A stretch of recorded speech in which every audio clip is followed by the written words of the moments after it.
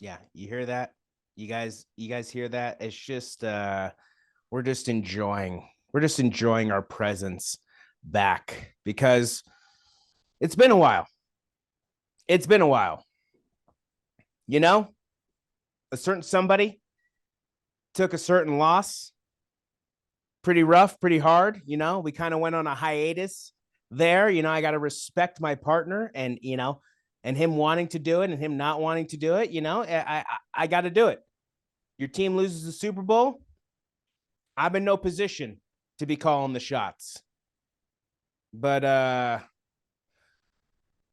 football's done. Basketball playoffs well underway. So I think I think it's time.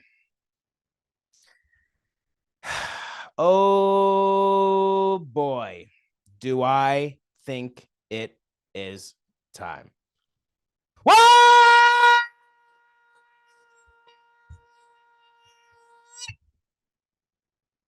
is up, everybody? Welcome back. Welcome back to another edition of Meet in the Key. Yes, NFL coverage is done. Sorry, we didn't bring you our reaction video. My friend was far too torn up to give his reactions. Then we had free agency. Holy shit. Then we had the draft. Holy shit. What a season upon us is coming. I can't wait to talk about it. But first, we're back, baby. We are back. And we are back again to talk some basketball, talk some NBA. Some things have happened. Some things have gone down. Some massive things have happened since you've last seen us. So, without further ado, tell him, Brandon, what time is it? Time for another edition. Meet on the Key. Let's get this party started. Let's start the show.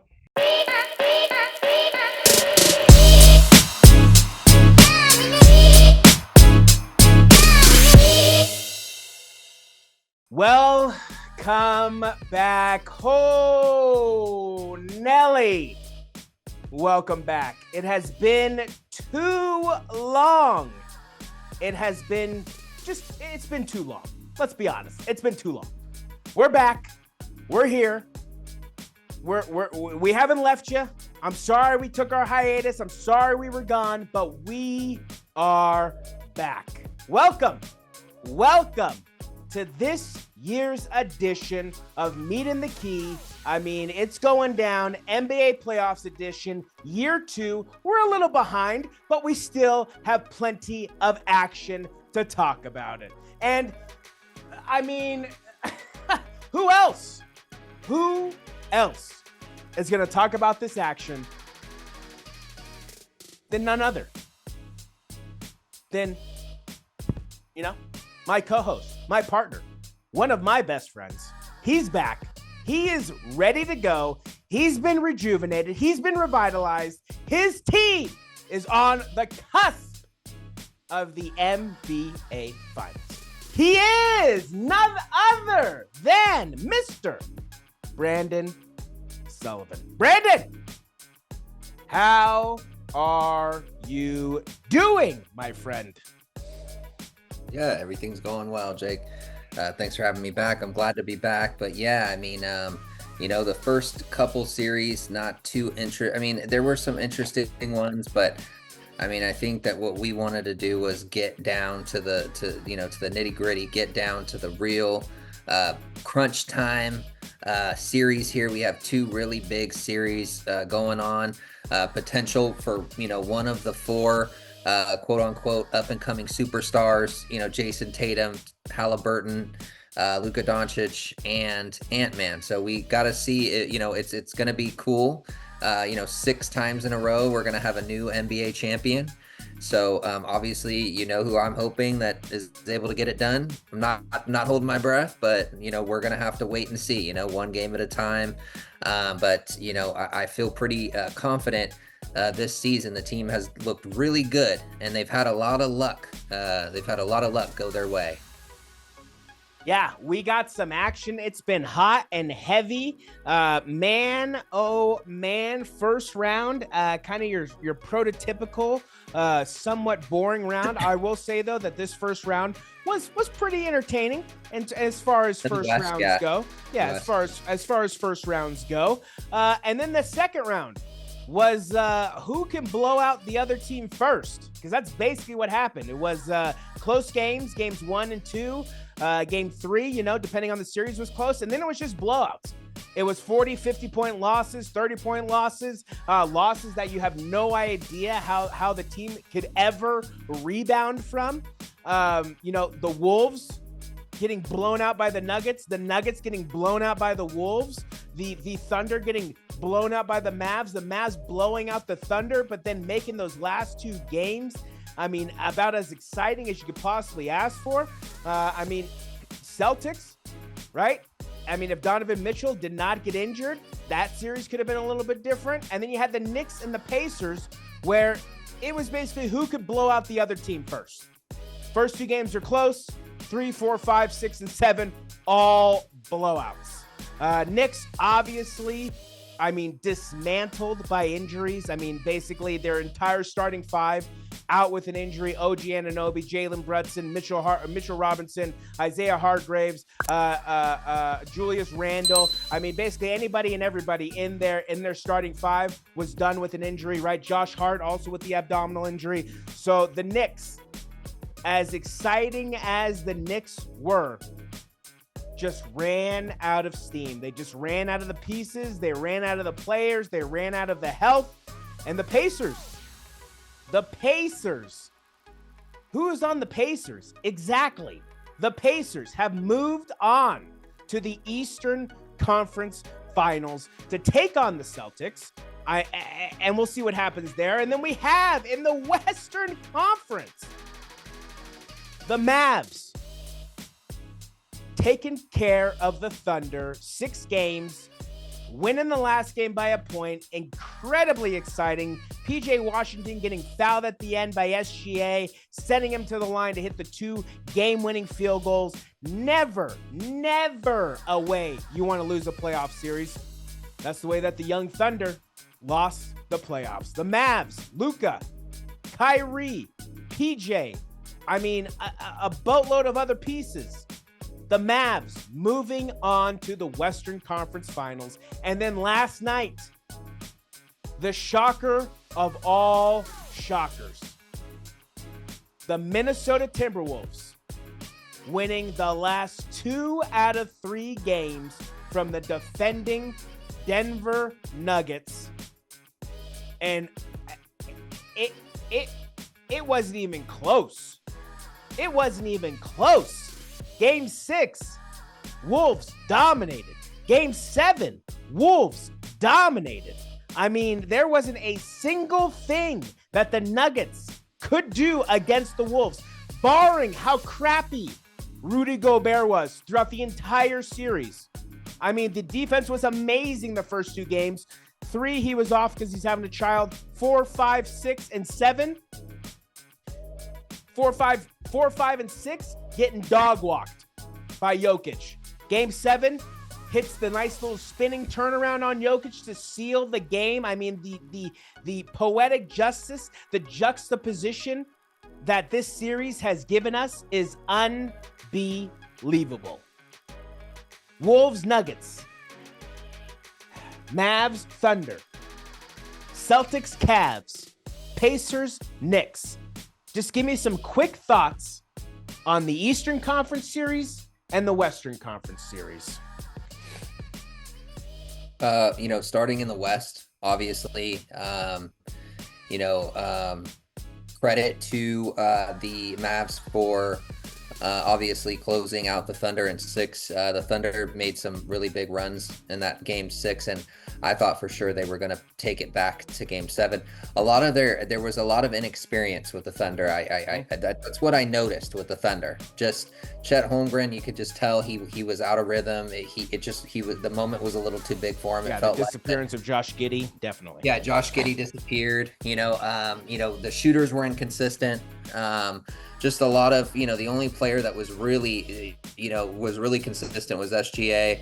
Obviously, Lou Dort played some pretty good defense. So, I mean, shout out to those guys. The Jalen Williams twins, they'll be back. So, but they're just a young team, and you could the inexperience showed. That's all I can say about that series. So, Mavs a little lucky at the end, obviously, with that foul. I mean, it could have gone either way, to be honest.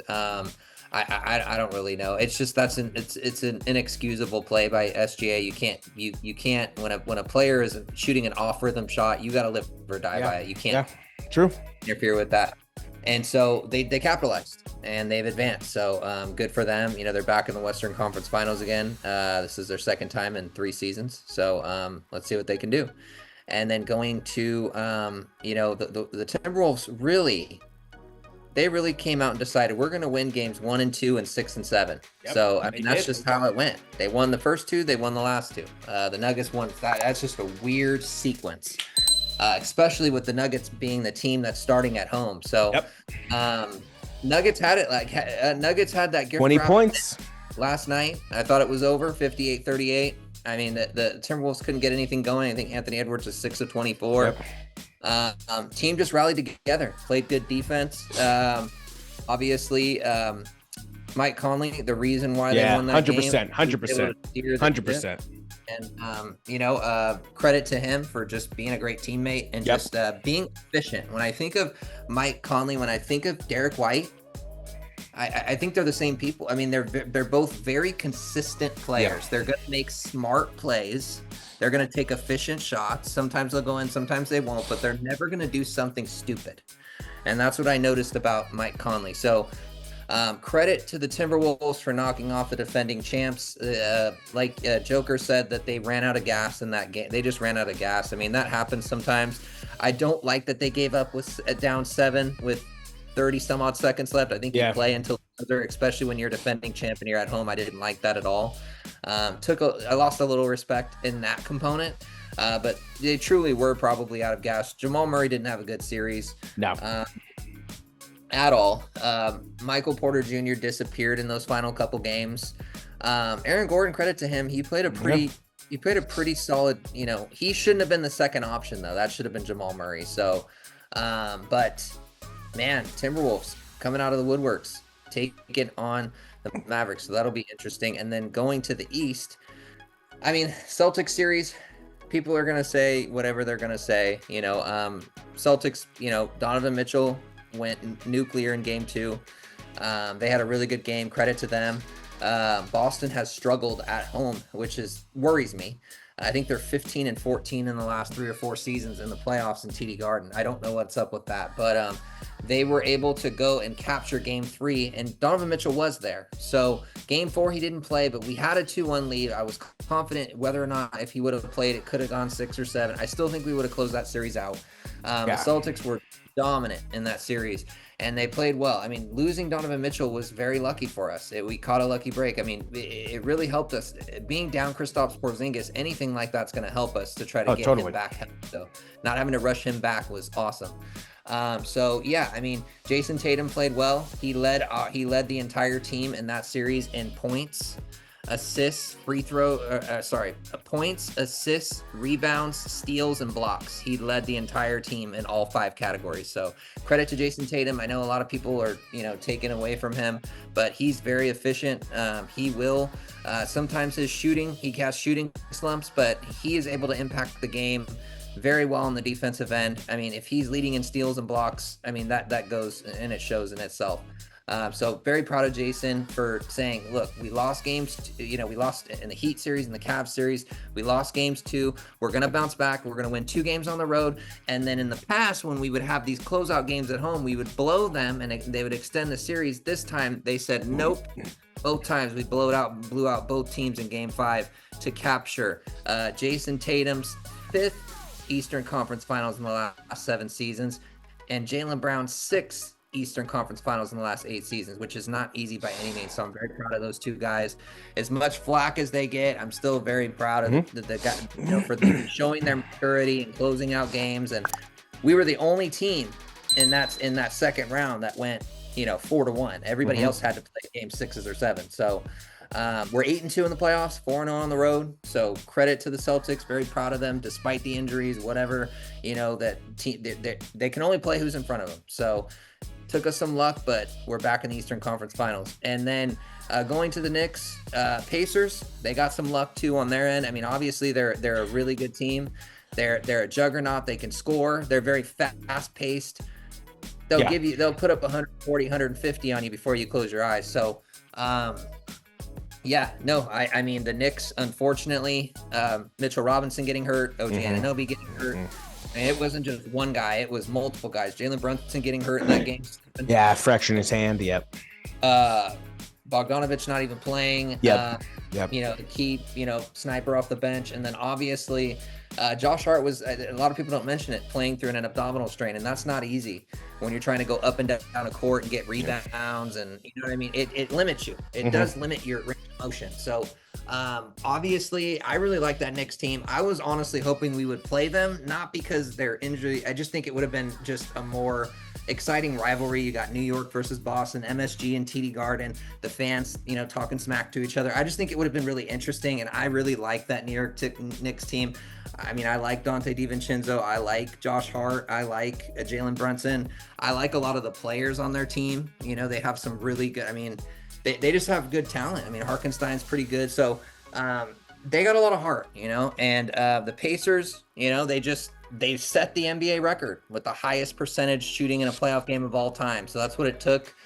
And credit to the Pacers. I definitely did not pin them in the Eastern Conference Finals before the tournament started, but very interesting. Like I mentioned at the top of the the podcast, is we have 4 potentially upcoming stars that have a chance at getting their ring, and Halliburton, Tatum, Doncic, and Edwards. I mean, all 4 of them have the opportunity to capture, and that's kind of cool. So, like you said, we got 4 stars, 4 up-and-coming superstars ready to stake their name on the Larry O'Brien Trophy.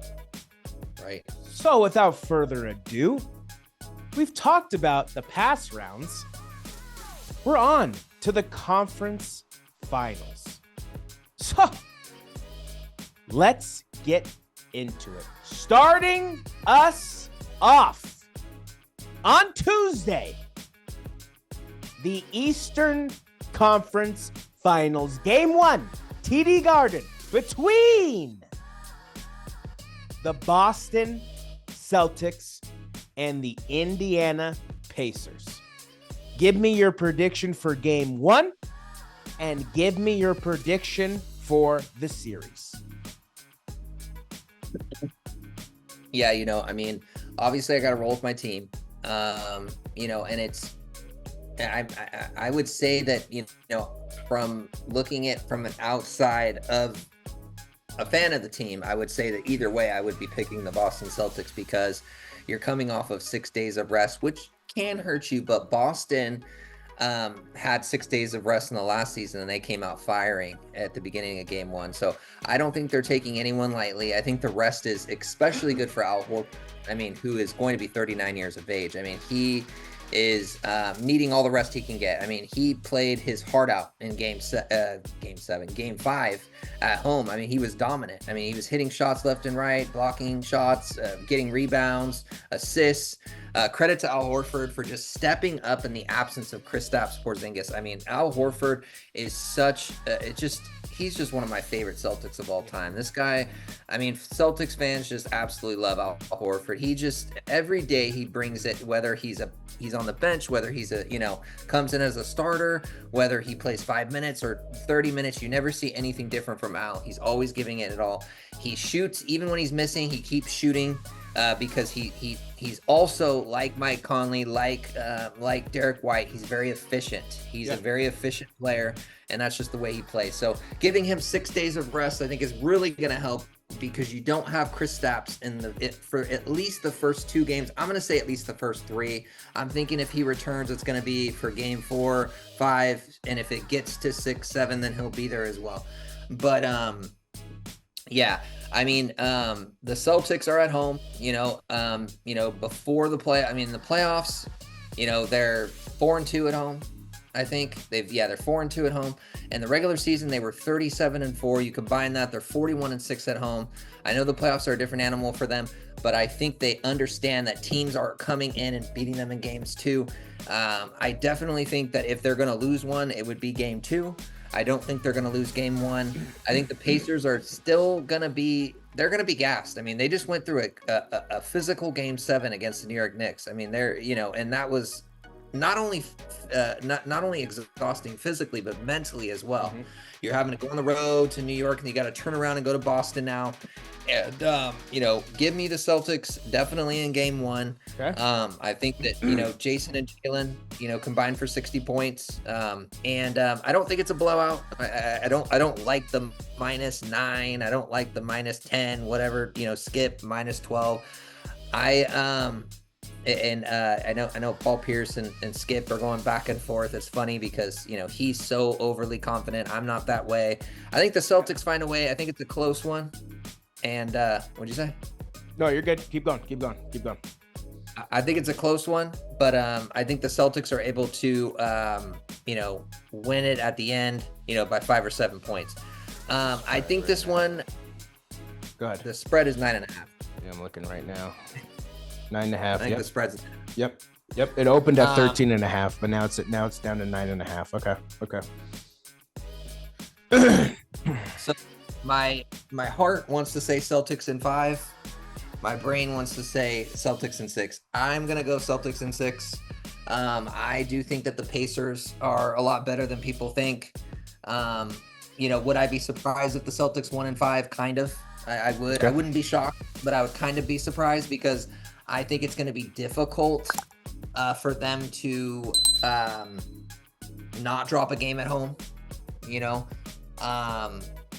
I think that in order for them the recipe for them to win in 5 games, obviously, they have to win both games at home to start the series and go up 2-0 like New York did, and then they have to win one in Indiana. So I think that the Celtics are probably going to split one of the first 2 games at home, and then they're going to probably split in Indiana, and then they'll probably win 5 and 6, something like that. I don't foresee the Celtics just purely dominating this Indiana Pacers team. So I think it'll be close. I don't think it reaches game 7. I think Kristaps comes back just in time to give us that extra length on the floor that we need against Turner and, some of these bigger guys, Siakam down low. So if the Celtics lose, it's going to be because of shooting slumps and us getting dominated down low without Porzingis. But I definitely think Celtics win this 1 in 6. Yeah, it's going to be a good series. I think I think game 1 ends up being a 5-point differential. I think I'm feeling that. I think I'm feeling the Celtics getting it done in game 1. But right now, it's the Celtics series to lose. It's the Celtics finals to lose. It's the Celtics championship to lose. Big debate that we were having in our group chat was luck versus skill. And the way that Brandon and I see it, there have really only been two for sure, maybe a third, teams that have won the NBA Finals solely off skill. They had some luck, but it was mostly skill that took them to the championship. Everybody else has had some sort of lucky break happen where it just falls into their favor. For the Celtics this year, I mean, it's them playing the Cavs or the Magic. It's them not playing the Knicks, who with a healthy Knicks team would have gave the Celtics every bit a run for their money. That would have gone 7 games. I'm pretty confident. Now, not playing Giannis or Dame. Not playing Giannis or Dame. Now, the Denver Nuggets. Denver Nuggets gone. No Jokic. No rematch. No Warriors. No Lakers. No Warriors. No Lakers. Right. So it's setting up. Right. Luck versus skill. Who are those 2 teams that we are talking about who won solely off skill? We believe it's the 2004 Detroit Pistons, the 2014 San Antonio Spurs, and some can make the argument the 2017 Golden State Warriors, although they did have the Zaza Pachulia situation in game 1 of the first round. Take that as you may, but there is no doubt in my mind that the 04 Pistons and the 14 Spurs won their NBA titles solely off skill. They got some luck, but it was solely off determination and skill. So what does that mean for everybody else? It's going to take some luck. It's going to take some luck. It's going to take some things going your way. It's going to take some calls going your way. It's going to take some shots falling your way. It's going to take some things happening that traditionally you wouldn't expect them to happen. Nobody left in this finals, aside from one player. Remove the Celtics, those 3 other teams, aside from one player, they have zero Eastern Conference Finals experience. That one player is Kyrie Irving. That's it. He's the only one left with any sort of finals experience. Pascal Siakam, you're right. The Pacers, you're right. Nobody else, right? But Pascal Siakam is not so much that leader, that vocal leader that the Pacers are turning to get us through where they need to be. They're turning to Halliburton. They're turning to Miles Turner, right? They're turning to Nebhart, even though, talk about the luckiest players in the history of NBA, right? Aaron Nebhart, right? They're turning to Naismith, right? They're turning to guys who have never been here before, right? Pascal Siakam showing up. He did what he needed to do, but they're turning to guys who have never been in this situation before. Yeah. You go to the Minnesota Timberwolves. Rudy Gobert had his moments with the Jazz in the playoffs. Did it amount to anything ever? No, it didn't. This is the farthest I think Rudy Gobert has ever gone in the NBA playoffs. I don't think Rudy Gobert has ever made the Western Conference Finals. No. So, there is so much inexperience. There's so much youth. There's so much opportunity for these guys. Is Luka? I wish the Mavs and the Thunder didn't play each other. I wish somehow, some way, we were able to get the Thunder Mavs in here because, who's the future of the league? Who's the future face of the league? We got the smorgasbord. We got the plate. We got the platter. It's right in front of us. All 3 of these guys, minus no offense to Halliburton, but minus him, who's the face of the league? This is their opportunity. This is Jason Tatum's opportunity to say, I may not be the most flashiest, I may not be the most showest player out there, but I get the job done. I lead my team to the promised land and I get the job done. Or do we see Luka, who has won more? Let me break this down for you folks. Luka has accomplished more in his short life than 95% of NBA players. Luka right now is an NBA Hall of Famer. At 24 years old, Luka Doncic is a NBA Hall of Famer simply based on his basketball resume. Is it Luka's time? Or is it, 25. 25. Yeah, he's 25. Thank you. Yeah. Is he Or is it, I mean, I'm going to be honest. He's my favorite player in the NBA, dude. I mean, I don't know how you can dislike this man, Anthony Edwards. I don't know how you can hate Anthony Edwards. He's my favorite player outside of Tatum. He's I don't my favorite know player how outside. you can hate Anthony Edwards. Yeah. I mean, this is who we wanted. This is what we've been waiting for in the NBA. It is, yeah.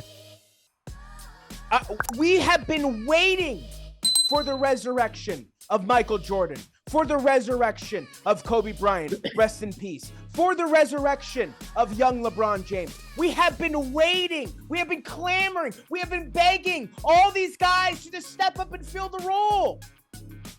And they can't do it.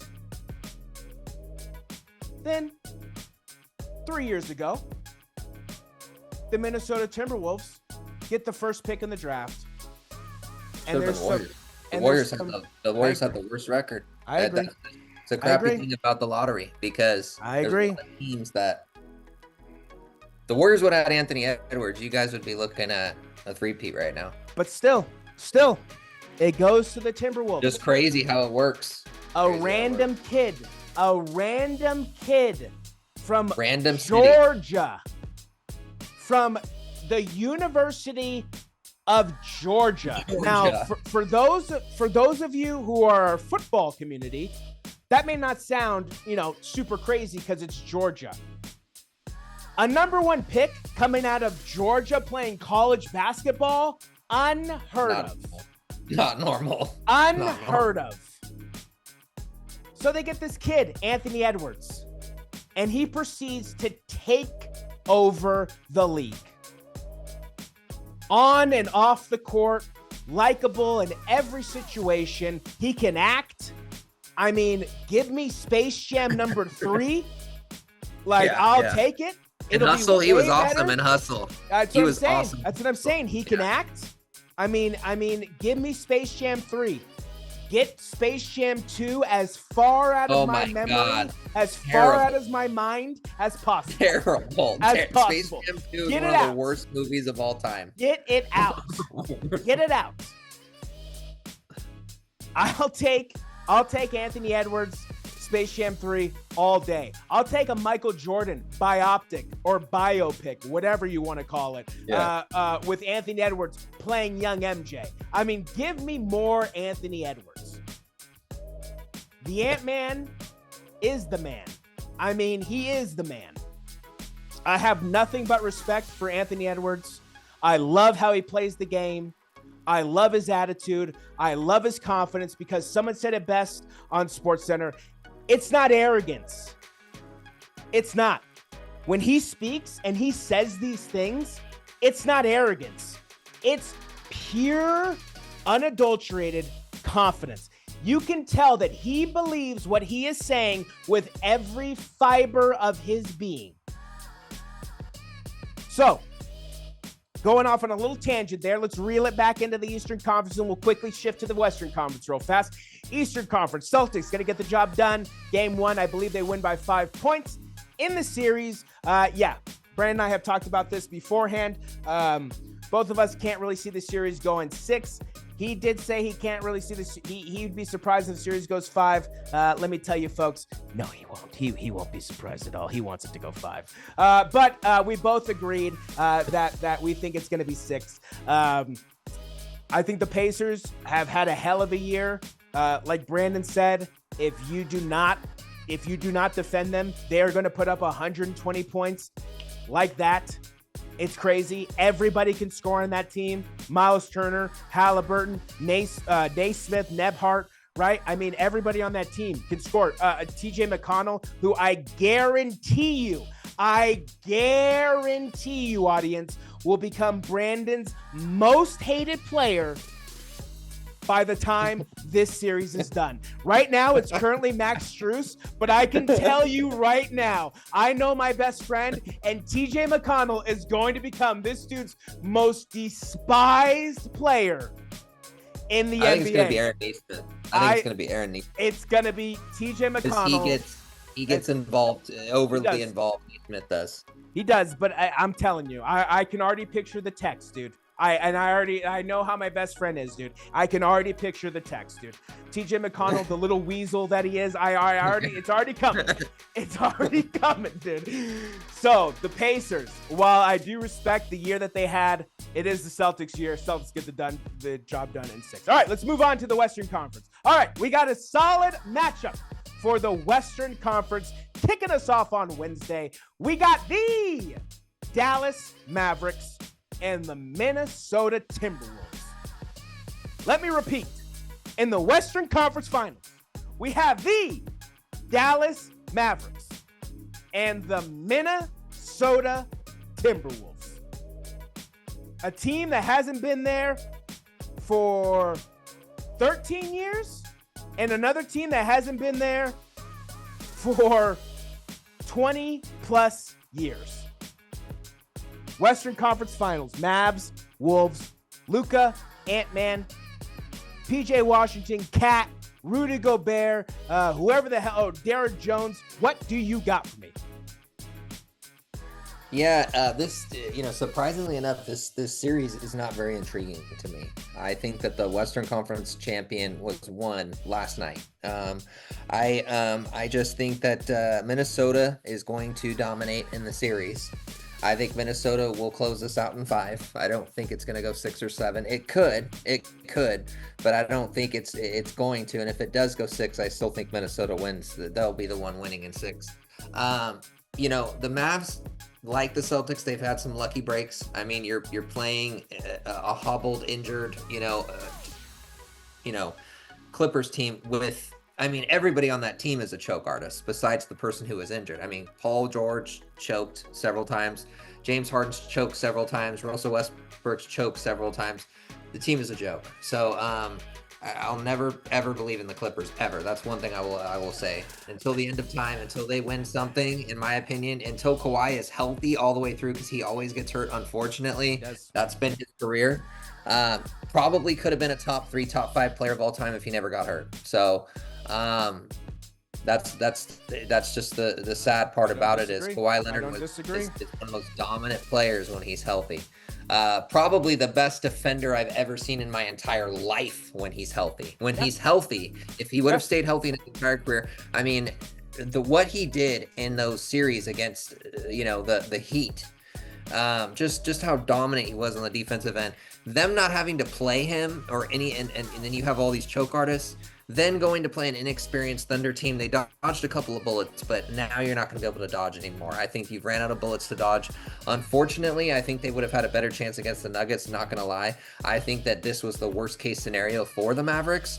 I just think Anthony Edwards is fuming with confidence. I think that both teams are inexperienced, but the Wolves having home court advantage in this series is going to really help them because they don't have to travel to Dallas now. They can just go home, relax a little bit for an extra day. They don't have to play till Wednesday. They got to go straight home, and Cat playing very well. Gobert's got some confidence now after dominating Game 7. Conley's got some time to rest. He's gonna be good to go. Jaden McDaniels, obviously an excellent defender. Yeah. Alexander Walker, same size, excellent defender. Here's my thing. You got Anthony Edwards on Kyrie Irving, and you got Jaden McDaniels on Luka Doncic. Those are going to be some tough assignments, but however, they haven't seen defense like that yet in these playoffs.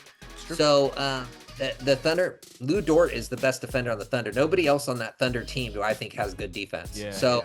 Thunder, my opinion, shouldn't have been the number 1 seed. They probably should have been more like the 3rd. I know the first 3 seeds were tied and it came down to they played each other in a matchup or whatever, but that's a bunch of crap. I don't think they should have been the number 1 seed. So Mavericks, if they win this series, very, very impressive. I do think they're a good team still. They have some really good pieces. I just don't think that they match up well at all against the Timberwolves.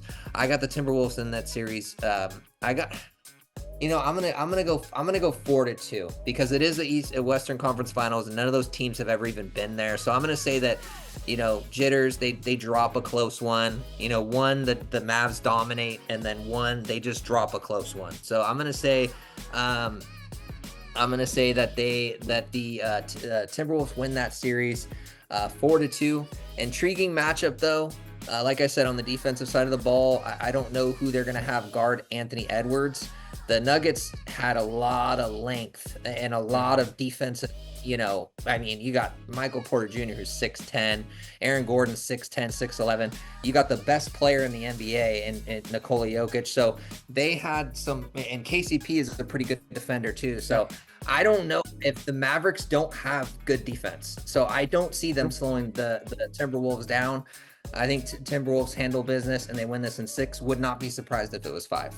Yeah, Luka's Achilles heel is his defense. That's it. That is his number one Achilles heel is the fact that he just is not able to play high elite level defense. This series is going to be very interesting. I think I am in the majority. I think this series is actually going to go 7 because the Mavericks linger. I think Minnesota is going to handle business game 1 and 2. I think the Mavs are going to win actually 2, 3, and 4. 3, 4, and 5, excuse me. And then I think the Wolves again are going to win 6 and 7.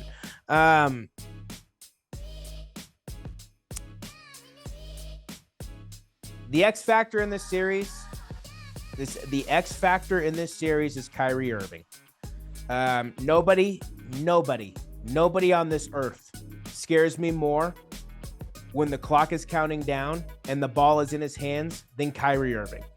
I've seen it too many times. Doesn't matter what team he's on. Doesn't matter what is happening. When you need a clutch shot, when there is nothing left and there's only one man who can get you through, it's been Kyrie Irving.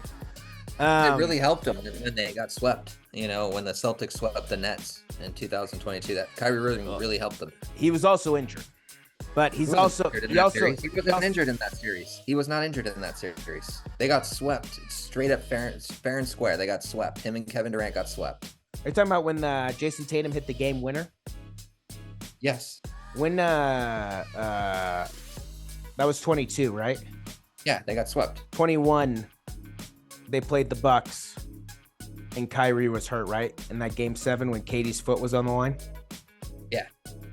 Okay, that was the year before. Right. Okay. So I mean, we'll see what happens. It's going to be a very interesting series. I did say that nobody's had finals experience except for Kyrie. I mean, I'll be honest. Luka Doncic has been in the European finals. I mean, he's been in the equivalent of the NBA finals over in Europe, and he's won it. And he was 18 years old, and he was the MVP. So I'm not so much worried about Luka. I'm not so much worried about Kyrie. I'm not even worried about Jason Kidd. The Mavs did what they needed to do at the end of the season to put themselves right where they're at right now. It's just facts. Going out and getting Kyrie, going out and getting PJ Washington, going out and getting all these other small supplemental pieces to add to their roster to kind of lock it down. I mean, you're right. The Mavs defense is horrendous. The final month of the season, they were one of the best teams in the NBA on both sides of the ball. So it's really going to depend on what Mavs team shows up. Is this going to be the Mavericks team that we saw earlier on in the season, or is it going to be the Mavericks teams that we saw towards the end of the season? They were able to kind of lock down the Thunder. The Thunder were young, inexperienced, but that doesn't necessarily experience. When you're a young team, who cares about experience? Just go out there and play. It does not matter. They've never been there before anyways. They don't know what to expect. They don't know what to do. So the fact that they were able to handle the Thunder in the manner that they did and get the job done definitely speaks volumes to that team as a whole. The Wolves, I mean, with the confidence of beating the Denver Nuggets, it's going to be hard to beat them. Anthony Edwards, I imagine, comes out with his head on fire. I imagine Rudy Gobert's a lot better. I imagine Cat's a lot better. It's going to be a very, very interesting, very competitive series. I do think the Wolves take game 1. I do think they take it pretty handedly. I'm going to say like 15, 20 points is what we're talking here. And I think the Wolves get it done in 7 games. I'm kind of happy that the Nuggets kind of got knocked out. No offense to Jokic, Murray, that whole team. I like the Nuggets. I mean, they're a homegrown team. But, the Mavs and the Wolves, wow. the two future faces of the NBA, right? And then we in the Eastern Conference, we have, I mean, potentially nothing against Halliburton. I mean, he could be. I would be very surprised if Halliburton ended up being the face of the NBA. But I mean, you have Halliburton, you have JT, you have superstars. You have a superstar. You have 4 superstars. Unfortunately, I mean, for Luka Doncic, he's one of the best players in the league for sure. And like you said, he has a very accomplished career. I just don't see him being the face of the league. I think it comes down to Jason Tatum and Anthony Edwards. And I'm going to give a slight edge to Anthony Edwards because of his personality. I don't know if it's because he's European, and I don't know what it is, but I just think that maybe fans connect more with Tatum and Anthony Edwards because they're homegrown. I'm not sure. But I do think that it's going to be one of the two. They're both going to the Olympics this summer. We know Serbia or wherever he's from is not going to win it all. That's going to give them more. I mean, Jason Tatum has by far the most commercials and endorsements in the NBA. He has more than LeBron at this point. I mean, he's like in every commercial. So it's like, and then Anthony Edwards is starting to tick up too. So visibility wise, it's going to be either Jason Tatum or Anthony Edwards. Okay. I don't see Luka getting. Well, we're going to see. I mean, this could be the playoffs that decides who is going to be the face of the league for the next 10, 15 years. Sure. That's what's so exciting about this. So we got a lot of action ahead of us. Thank you for joining us in our return back. It feels good to be back. It feels good to be talking sports again. Me and Brandon have had long conversations about the NFL, the draft, free agency, the basketball, all this stuff. But we haven't been able to bring the conversation to you. We're back. We're here. We're ready. We're fired up. Barring the Celtics' unexpected defeat, we should be back for the remainder of the playoffs. My buddy here, he takes these losses pretty hard, okay? Can you blame him? Can you honestly blame him? Can you? No, you can't. We can't blame him. That is going to do it for this edition of Meat on the Key. We are back, baby. We got conference finals action heating up starting tomorrow, or I guess today, since the video is going to drop tomorrow. Get ready for it. Celtics, Pacers, Mavs, Wolves.